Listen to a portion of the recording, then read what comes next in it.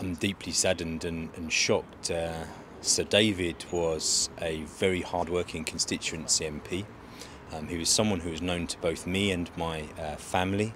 My parents moved from Ilford and from Barking a few years ago to Leigh-on-Sea, and in fact David was someone who fairly regularly visited my father's church.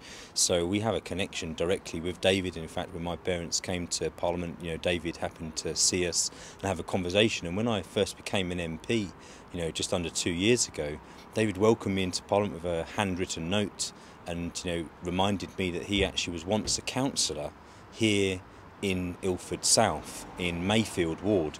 David was someone that was a dedicated public servant. He was not someone who was trying to become a cabinet member. He was focused on the people of Southend, campaigning for Southend to become a city. And this barbaric and senseless attack, is an attack on democracy itself in this country.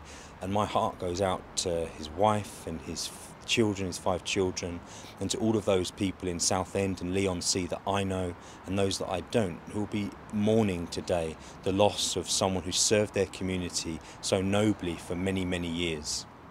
Okay, so what do you think, as an MP, how you feel insecure yourself after that incident?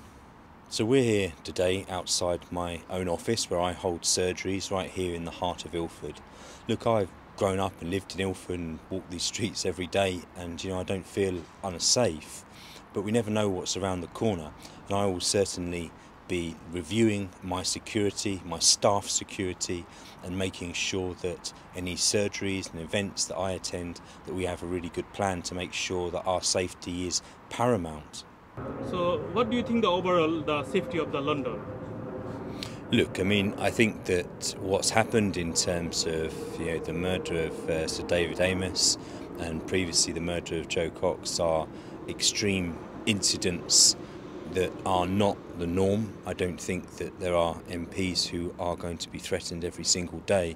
However, the level of political vitriol that's directed at members of Parliament, and I think the way in which politics is conducted, is something that all of us need to reflect on who hold positions of power in this country.